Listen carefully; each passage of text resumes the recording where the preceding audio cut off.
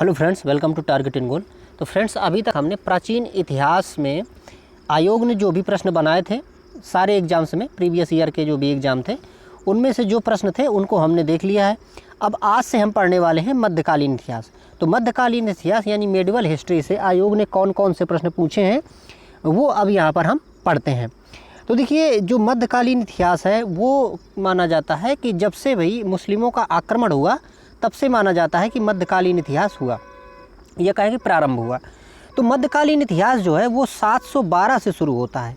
अब देखिए क्या हुआ कि जब इस्लाम धर्म का उदय हुआ तो जो अरब वाला क्षेत्र है, तो अरब वाले क्षेत्र में इस्लाम का उदय हुआ और वहाँ से ये अपना विस्तार करना शुरू किए। तो विस्तार करते करते ये एशिया का, जो मध्य एशिया का क्षेत्र था पूरा, वहाँ पर इन्होंने पूरा अपना आक्रमण करके कब्जा जमा लिया। इसके बाद ये भारत के जो उत्तर पश्चिम वाला जो क्षेत्र है, जैसे कि देखिए अपना ये हम देखें कि ये मान लीजिए कि इंडिया का ये मैप है, तो इस तरफ से यहाँ से ये लोग क्या हुए कि एंटर करना शुरू किए। जब यहाँ से एंटर करना शुरू किए तो वो जो टाइम था वो टाइम था 712 का, जब यहाँ पर उन्होंने सफलता प्राप्त की। इसके पहले 711 में उबैदुल्लाह नाम का एक शासक था, ये कहेंगे आक्रमणकारी था, उसने आक्रमण किया लेकिन वो सफल नहीं हुआ। फिर इसके बाद में 712 में यहाँ पर मोहम्मद बिन कासिम ने आक्रमण किया और फिर वहीं से क्या है कि यहाँ से एंट्री हो जाती है मुस्लिमों की, और तभी से ये माना जाता है कि भाई जो मध्यकालीन इतिहास है ये यहाँ से शुरू हो जाता है। लेकिन ये जो आक्रमण था, देखिए ये आक्रमण के बाद में जो गतिविधियाँ हैं वो सारी गतिविधियाँ क्या हैं कि भाई शिथिल पड़ जाती हैं। फिर इसके बाद में महमूद गजनवी आता है, तो महमूद गजनवी फिर कई बार यहाँ पर आक्रमण करता है। ये माना जाता है कि महमूद गजनवी ने 16 बार आक्रमण किए थे। लेकिन ये देखिए, जो 16 बार इसने आक्रमण किए तो इसका जो मुख्य उद्देश्य था वो सिर्फ धन लूटना था, कि यहाँ से भारत से वो धन लूट के ले जाए और वहाँ पर जाके शासन करे, ये इसका उद्देश्य था। तो यहाँ पर इसका मुख्य उद्देश्य यहाँ पर शासन करना नहीं रहा। इसके बाद में देखिए फिर क्या हुआ कि मोहम्मद गौरी आया। तो मोहम्मद गौरी गौर का शासक था। उसने फिर जब भारत में आक्रमण किया उसी समय से भारत पे यहाँ पर उन्होंने शासन करना एक प्रकार से प्रारंभ किया। तो इसी से संबंधित देखिए यहाँ पर जो प्रश्न पूछे गए हैं तो वहाँ पर एक एक करके हम प्रश्न देख लेते हैं। तो देखिए इसमें प्रश्न पहला पूछा गया था, ये देखिए विधान भवन रक्षक के एग्जाम में आया था, और प्रश्न ये था कि मोहम्मद गौरी किस वर्ष पृथ्वीराज तृतीय से पराजित हुआ। तो देखिए जब मोहम्मद गौरी आया, हमने चौहान वंश को जब देखा था, पढ़ा था, तो चौहान वंश में हमने देखा था कि भाई मोहम्मद गौरी ने मतलब 2 बार लड़ाई की थी। पृथ्वीराज चौहान ने 2 बार लड़ाई की थी मोहम्मद गौरी से। तो उस केस में क्या हुआ था कि पहली जो लड़ाई थी, तो पहली लड़ाई जो हुई थी वो जीत गया था कौन? पृथ्वीराज चौहान। और जो पृथ्वीराज चौहान, जिसको हम पृथ्वीराज तृतीय नाम से भी जानते हैं, तो उसने तराइन का युद्ध लड़ा, पहला युद्ध 1191 में, और वो जीत गया। तो यही देखिए प्रश्न यही पूछ रहा था कि मोहम्मद गौरी किस वर्ष पृथ्वीराज चौहान से पराजित हुआ। तो मोहम्मद गौरी हार गया था। तो ये तराइन का युद्ध था और तराइन का प्रथम युद्ध था, 1191 में हुआ, और यहाँ पर चौहान जो था, पृथ्वीराज चौहान, इसने उसको पराजित कर दिया।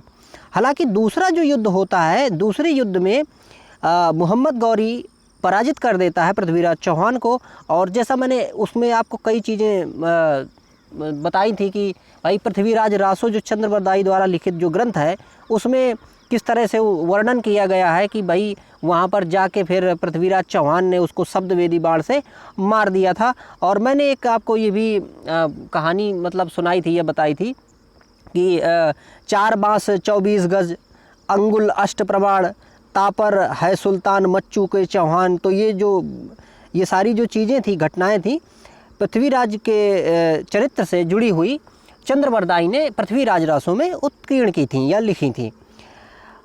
अगला देखिए प्रश्न हम जिसमें देखते हैं कि पहली बार भारत पर आक्रमण करने वाला मुस्लिम कौन था। तो भारत में पहली बार आक्रमण करने वाला जो मुस्लिम था वो कौन था? ये था, सफलता पाने वाला व्यक्ति जो है वो था मोहम्मद बिन कासिम। और मोहम्मद बिन कासिम 712 में इसने आक्रमण किया था। और कहाँ से आक्रमण किया था? भारत के उत्तर पश्चिम क्षेत्र है, यहाँ से आक्रमण किया था। तो अगर प्रश्न कभी ऐसे पूछे कि भाई मुस्लिम शासकों ने भारत के किस क्षेत्र से आक्रमण किया, आके एंट्री किस क्षेत्र से पाई या उन्होंने आक्रमण किया, तब भी हम इसको यहाँ पर अच्छे से बता सकते हैं। अगला देखिए प्रश्न पूछा गया है कि नालंदा प्राचीन शिक्षण एवं मठ का एक केंद्र कब नष्ट किया गया। इसके बारे में भी हम पहले हालांकि पढ़ चुके हैं काफ़ी, क्योंकि देखिए हमने पढ़ा था पाल वंश, तो पाल वंश में हमने देखा था कि भाई गोपाल ने इसकी स्थापना की थी, पाल वंश की। इसके बाद में जो नालंदा था, तो नालंदा जो बिहार था कह सकते हैं, तो इसको गोपाल ने क्या किया था कि दान दिया था, और वहाँ पर काफ़ी धन देके इसको इस्टेब्लिश भी कराया था, इसको आगे बढ़ाने में अपनी काफ़ी योगदान इन्होंने दिया था। इसके बाद फिर हुआ क्या था कि वो आगे मतलब चलता रहा, और इसके बाद में जो मुस्लिम आक्रमणकारी आते हैं, तो मुस्लिम आक्रमणकारियों ने क्या किया था कि इसको नष्ट कर दिया था। तो 1197 ईस्वी में जो एक मुस्लिम शासक था, तो मुस्लिम शासक का एक सेनापति था जिसका नाम था बख्तियार खिलजी। तो बख्तियार खिलजी ने 1197 ईस्वी में यहाँ पर क्या कर दिया कि आक्रमण कर दिया, हमला बोल दिया। तो नालंदा पे जब हमला बोल दिया तो ये इसमें आग लगा दी उसने, और ये माना जाता है कि यहाँ की जो लाइब्रेरी थी, जो कि ज्ञान का बहुत बड़ा भंडार थी, उस लाइब्रेरी को कहते हैं कि मतलब महीनों और कई महीनों तक वो लाइब्रेरी जलती रही, और वो जो ज्ञान था, ज्ञान का अकूत भंडार था, वो नष्ट हो गया। तो यहाँ पर देखिए ये जो ऑप्शन यहाँ पर सी दिया गया था 1200 ईस्वी, तो 1200 ईस्वी यहाँ पर ठीक माना जा सकता है। वैसे अगर इसकी एग्जैक्ट डेट देखें तो ये 1197 ईस्वी की ये यहाँ पर बात है। और ये ऐबक का एक सेनापति था कुतुबुद्दीन ऐबक, क्योंकि अभी आगे हम देखेंगे कि भाई जो गुलाम वंश की स्थापना है, तो गुलाम वंश की स्थापना कुतुबुद्दीन ऐबक करता है। दरअसल जो मोहम्मद गौरी को हमने देखा, तो मोहम्मद गौरी दूसरे तराइन के युद्ध में पृथ्वीराज चौहान को हरा देता है, फिर वो उसके बाद चला जाता है, फिर उसकी मृत्यु हो जाती है। तो यहाँ पर देखिए 1206 ईसा में, 1206 में कुतुबुद्दीन ऐबक क्या करता है कि यहाँ पर दिल्ली सल्तनत की स्थापना करता है, और यहाँ पर जो है मुस्लिमों का शासन जो है स्टार्ट हो जाता है। तो ये जो कुतुबुद्दीन ऐबक था, इसी का एक सेनापति था जिसका नाम था बख्तियार खिलजी। हालांकि उस समय जब ये जलाया गया था यहाँ पर, तो मोहम्मद गौरी उस समय यहाँ मतलब था, उपस्थित था, मरा नहीं था, तो उसी समय इसको यहाँ पर जला दिया गया था। अब देखिए यहाँ पर हम ये दिल्ली सल्तनत पढ़ने वाले हैं, तो दिल्ली सल्तनत में देखिए भाई कई वंश आए हैं, जैसे कि इसमें देखिए पहला वंश है गुलाम वंश। गुलाम वंश को मामलूक वंश भी कहते हैं। फिर इसके बाद है खिलजी, इसके बाद फिर तुगलक है, सैयद है, लोदी वंश है। अब देखिए इसमें आपको मैं एक थोड़ा सा ट्रिक बताना चाहूँगा कि कभी कभी ये पूछ लेता है कि भाई इन शासकों का जो क्रम है, इन राजवंशों का वो क्रम क्या है। तो अगर कभी क्रम पूछ लेता है तो आप इसका एक कोट याद रखिएगा। कोट क्या याद रखना है आपको? मखतुसल। क्या याद रखना है? म ख तु स और ला, आपको ये याद रखना क्या? मखतुसल। अब मखतुसल से क्या होगा? देखिए माँ का मतलब है यहाँ पे मामलूक वंश, मामलूक का मतलब ही है गुलाम वंश, ठीक है। तो मामलूक, खा का मतलब है यहाँ पे खिलजी वंश, तू का मतलब है यहाँ पे क्या?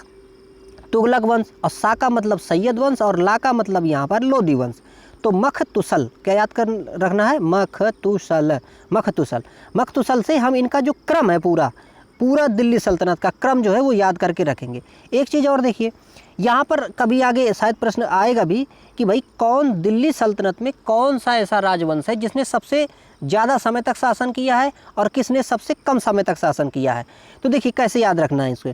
जैसे मखतुसल याद किए हम, इसमें से पहला नंबर तो माँ हो गया और ये दूसरा खा हो गया, तो दूसरा और तीसरे को आप ध्यान करिएगा।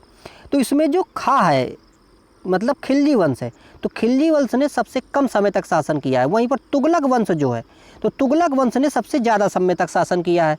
तो अगर ये पूछे भाई कि दिल्ली सल्तनत में से किस वंश ने सबसे ज़्यादा समय तक शासन किया है या सबसे कम समय तक शासन किया है, तो इसी मखतुसल याद करके ही आप ये दूसरा और तीसरा याद रखिएगा। और ये क्रम याद करने के लिए आप मखतुसल याद रखेंगे जैसे, तो यहाँ पर आपको क्रम जो है वो याद रह जाएगा, ठीक है। अब चलिए देखिए शुरू करते हैं। तो जैसे अभी हमने बात की थी भाई कि जो मोहम्मद गौरी था, तो मोहम्मद गौरी यहाँ से जब गया तो जो यहाँ पर ऐबक था, कुतुबुद्दीन ऐबक, तो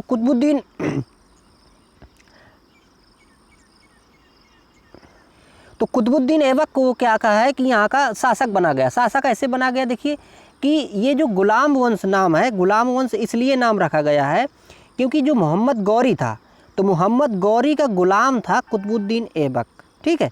तो ऐबक जो है वो मोहम्मद गौरी का गुलाम था। इसके बाद देखिए इस जो ये जो यहाँ पर कुतुबुद्दीन ऐबक जो है, कुतुबुद्दीन ऐबक का एक गुलाम था जिसका नाम था इल्तुतमिश। क्या नाम था? इल्तुतमिश। अब देखिए समझिएगा बात, तो क्या था कि मोहम्मद गौरी, ठीक है, मोहम्मद गौरी ने शासन सौंप दिया अपने गुलाम किसको? कुतुबुद्दीन ऐबक को। कुतुबुद्दीन ऐबक जो था, कुतुबुद्दीन ऐबक का गुलाम था एक इल्तुतमिश। तो अब ये देखिए ऐसे ही क्रम चलता है, पहले मोहम्मद गौरी के बाद में आया ऐबक, और ऐबक का गुलाम था इल्तुतमिश। कभी एक प्रश्न ये भी पूछा गया है, लोक सेवा आयोग ने एक ये प्रश्न पूछा था फ्रेंड्स कि भाई गुलाम का गुलाम किसे कहा जाता है? तो ऑप्शन वहाँ पर ये इल्तुतमिश सही था। कैसे? क्योंकि देखिए जो मोहम्मद गौरी था, मोहम्मद गौरी का गुलाम कुतुबुद्दीन ऐबक था, और कुतुबुद्दीन ऐबक का गुलाम था इल्तुतमिश, तो इल्तुतमिश वहाँ पे ऑप्शन सही था। ठीक है, तो ये चीज़ भी आप याद करके रखिएगा, ये क्रम याद कर रखेंगे, ये थोड़ा चीज़ें याद रखेंगे, आपको आगे फ़ायदा करेगा। चलिए देखिए, ये देखिए प्रश्न यहाँ पर ऐसे ही पूछा गया है पहले कि दिल्ली सल्तनत के निम्नलिखित राजवंशों में से किसने सबसे कम अवधि तक शासन किया है? तो देखिए प्रश्न यहाँ पर है, देखिए खिलजी वंश, लोदी वंश, सैयद वंश, तुगलक वंश। मैंने अभी आपको जो चीज़ बताई है, देखिए अगर वो आप याद करके रखे होंगे तो आप इसका आंसर दे लेंगे। इसकी जगह अगर ये भी पूछ लेता कि भाई इनका क्रम बता दो, या पूछ लेता कि इनमें से सबसे ज़्यादा समय तक किसने शासन किया है, आप वो भी बता देते। ठीक है, तो इसका खिलजी वंश शासक सही होगा। अब देखिए अगला प्रश्न इसमें, निम्नलिखित में से दिल्ली का पहला सुल्तान कौन था? अब दिल्ली का पहला सुल्तान कौन सा? देखिए ऑप्शन देखिएगा यहाँ पर, मोहम्मद गजनी, कुतुबुद्दीन ऐबक, अलाउद्दीन खिलजी, आराम शाह। तो कौन था इनमें से? देखिए कुतुबुद्दीन ऐबक, क्योंकि कुतुबुद्दीन ऐबक जो है भाई, अभी हमने बात की, चर्चा की कि भाई जो गौरी था, तो गौरी इसी को अपना अधिकारी बना के और वो यहाँ से चला गया था। अब देखिए ये जो है ये जेई के एग्ज़ाम में पूछा गया था। ठीक है, जेई के 2022 वाले एग्ज़ाम में ये प्रश्न पूछा गया है। ठीक, अगला देखिए, और बाकी चर्चा तो हमने बता ही दी आपको कि भाई किस तरह से ये है। और इसमें एक चीज़ और थोड़ा सा जोड़िएगा कि भाई ये जो कुतुबुद्दीन ऐबक था, इसने ही कुतुब मीनार बनवाई थी। तो दिल्ली में जो स्थित कुतुब मीनार है उसको ही इसने क्या किया था कि बनवाया था। और इसके साथ साथ में कुछ और भी जो वहीं पर जो स्थित जो मस्जिद है उसको भी इसने निर्माण करवाया था। 2.5 दिन का झोपड़ा एक इसने बनवाया था। तो ये सब जो है इसकी ही बनवाई गई एक प्रकार से रचनाएं हैं या कृतियां हैं। कुतुबुद्दीन ऐबक किस राजवंश का संस्थापक था? तो किसका था? देखिए ऑप्शन है, देखिए लोदी वंश, तुगलक वंश, गुलाम वंश और खिलजी वंश। किसका है? ये है देखिए गुलाम वंश का, क्योंकि भाई गुलाम वंश की शुरुआत इसी ने की, और ये मोहम्मद गौरी का गुलाम था। चूँकि इसने शासन शुरू किया इसलिए गुलाम वंश उसका नाम रख दिया गया। और ये 1206 की बात है कि 1206 में इसने इसको इस्टेब्लिश किया, बनाया। इसके बाद में कुतुबुद्दीन ऐबक क्या था कि अपनी इसकी जो राजधानी है, राजधानी इसने लाहौर स्थापित की थी। ठीक है, इसके बाद में जो हमने बात की थी कि भाई इल्तुतमिश आया है, तो इल्तुतमिश फिर क्या करता है कि फिर लाहौर से दिल्ली जो राजधानी है वो इल्तुतमिश लेके आता है। और जैसा हमने बात की थी कि 2.5 दिन का झोपड़ा, और इसने एक ये कुव्वल उल इस्लाम मस्जिद, इसका इसने निर्माण करवाया था दिल्ली में। तो कुव्वल उल इस्लाम मस्जिद जो है ये दिल्ली में है। और यहाँ पर देखिए जो 2.5 दिन का झोपड़ा है ये कहाँ पे है? अजमेर में। तो इसकी रचना भी इसी ने करवाई थी। और इसके साथ साथ में जो अपना कुतुब मीनार है उसकी तो रचना इसने करवाई ही थी। और एक देखिए बख्तियार काकी नाम के एक सूफ़ी संत थे। तो बख्तियार काकी जो सूफ़ी संत थे उनके नाम में कहें या फिर उनके सम्मान में इसने कुतुब मीनार का निर्माण करवाया था। अगला प्रश्न देखिए, लौह और रक्त की नीति किसने अपनाई थी? तो लौह और रक्त की नीति किसने अपनाई थी? ऑप्शन देखिए, बलबन, अलाउद्दीन खिलजी, मोहम्मद बिन तुगलक और बाबर। तो ये अपनाई थी किसने? बलबन ने। बलबन जो था फ्रेंड्स, ये जो गुलाम वंश था, गुलाम वंश के ही आखिरी का शासक था, है ना, लास्ट का शासक था। और इसने लौह की नीति अपनाई। लौह की नीति का मतलब ये है कि ये बहुत कठोर शासन मतलब करता था। ये मार काट में ज़्यादा विश्वास रखता था और उसी से अपने शासन को कंट्रोल करके, अधीन करके चलाना चाहता था। इसलिए इसने लौह और रक्त की नीति अपनाई थी। इसके साथ साथ देखिए एक और प्रश्न हमेशा पूछा जाता है कि सिजदा और पैबोस प्रथा का प्रचलन किसने शुरू किया था? तो देखिए सिजदा का मतलब ये होता है कि भाई उसके चरणों में लौट जाना, जैसे हम नहीं साष्टांग दंडवत करते हैं, तो उसी को कहा जाता था सिजदा। और पैबोस, पैबोस का मतलब ये था कि पैरों के अंगूठों को चूमना।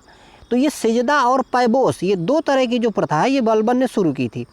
तो जो भी इसके सामने जाता था उसको ये सिजदा और पैबोस प्रथा के हिसाब से या इसका जो सम्मान है भाई उसका करना होता था। इसके बाद में बाकी की बातचीत फिर शुरू होती थी फ्रेंड्स।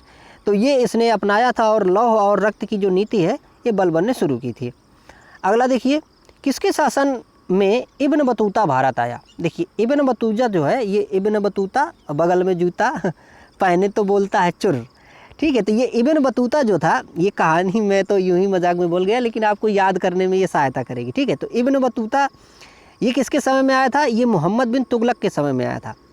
मोहम्मद बिन तुगलक जो है ये भाई तुगलक वंश का था और ये जो था बहुत विद्वान आदमी था। जितना भी देखिए ये दिल्ली सल्तनत वाला पूरा शासन हुआ है तो इनमें से सबसे जो विद्वान आदमी था वो यही था। कौन? मोहम्मद बिन तुगलक। मोहम्मद बिन तुगलक के समय में ये इब्न बतूता जो था ये आया था और ये मोरक्को का निवासी था। कहाँ का था? मोरक्को। मोरक्को एक अफ्रीका का देश है और ये आया था फ्रेंड 1313। ये भी देखिए संख्या कितनी मज़ेदार है। आप एक आगे लिख दीजिए फिर 3 लिख दीजिए, ठीक है। तो ये याद बना रहेगा कि भाई कब आया था ये 1333 में आया था, ठीक है। 1333, ठीक है। तो 1333 में ये मोहम्मद बिन तुगलक के समय में आया था और ये मोरक्को का निवासी था। एक इसकी पुस्तक भी थी जिसका नाम रेहला था। तो रेहला में इसने जो अपना वृत्तांत है पूरा उसको इसने लिपिबद्ध किया है और ये इतना विश्वास इसका करता था कि ये जो है इसको अपना दूत बना के इसने क्या किया था कि चाइना भेज दिया था, ठीक है। तो ये मोहम्मद बिन तुगलक ने इसको अपना दूत बना के चाइना भेजा था। तो ये भी इसको हमें याद करके रखना है क्योंकि इससे प्रश्न बहुत बार पूछता है, अधिकांशतः पूछता ही है। अगला देखिए, भारत पर तैमूर ने किस वर्ष आक्रमण किया था। तो देखिए तैमूर ने, जो तैमूर लंग के नाम से भी जाना जाता है, तो इसने आक्रमण किया था भारत में। तो कब किया था? ये किया था देखिए 1398 में, ठीक है। 1398 में। तो 1398 में भारत में तैमूर ने क्या किया था कि यहाँ पर आक्रमण किया था। और उस समय देखिए जो यहाँ पर शासन कर रहा था वो नसरुद्दीन महमूद कर रहा था। कौन कर रहा था? नसरुद्दीन महमूद कर रहा था। और नसरुद्दीन जो महमूद है ये तुगलक वंश का था, ठीक है। तुगलक वंश का नसरुद्दीन महमूद, इसी के समय में यहाँ पर तैमूर ने आक्रमण किया था। अगला प्रश्न देखिए पूछा गया है, किस शासक ने भारत में तुगलक वंश की नींव रखी थी। तो तुगलक वंश मखतूसल है ना। तो ये देखिए जिसको हमने देखा तो ये तू से देखा था ना इसको, तो भाई तुगलक वंश था। तो तुगलक वंश की स्थापना किसने की? गयासुद्दीन तुगलक ने की थी, ठीक है। तो गयासुद्दीन तुगलक जो है, गयासुद्दीन तुगलक, इसने तुगलक वंश की नींव भारत में रखी थी। ये ग्राम विकास अधिकारी में प्रश्न पूछा गया था फ्रेंड्स, ठीक है। अगला देखिए प्रश्न पूछा गया है, दिल्ली में अलाउद्दीन खिलजी के शासनकाल की अवधि क्या थी। तो अलाउद्दीन खिलजी, ये देखिए खिलजी वंश का शासक रहा है और बहुत ही क्रूर शासक कह सकते हैं।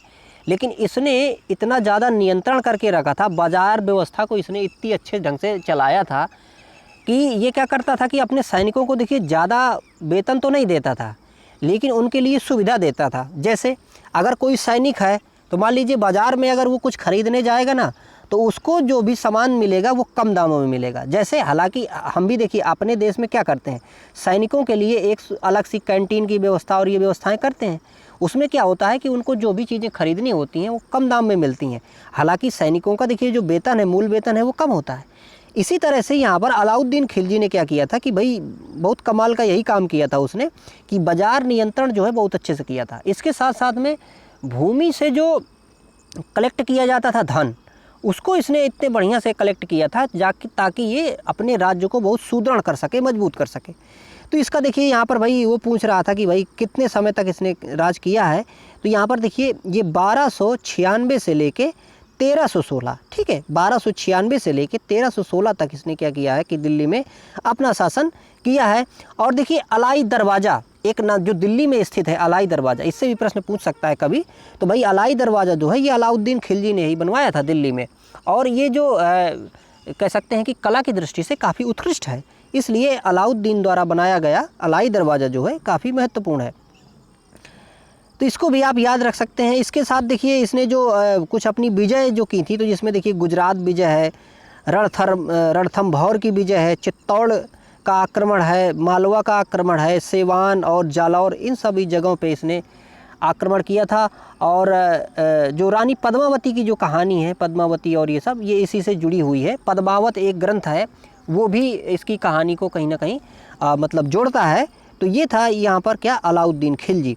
अलाउद्दीन खिलजी जो कि काफ़ी क्रूर शासक था और इसने शासन को बहुत ही ढंग से नियंत्रित किया था। अगला देखिए प्रश्न है, खिज्र खान निम्नलिखित में से किस राजवंश से संबंधित है? तो खिज्र खान किससे संबंधित है? ऑप्शन देखिए, गुलाम वंश, खिलजी वंश, सैयद वंश और शाह वंश।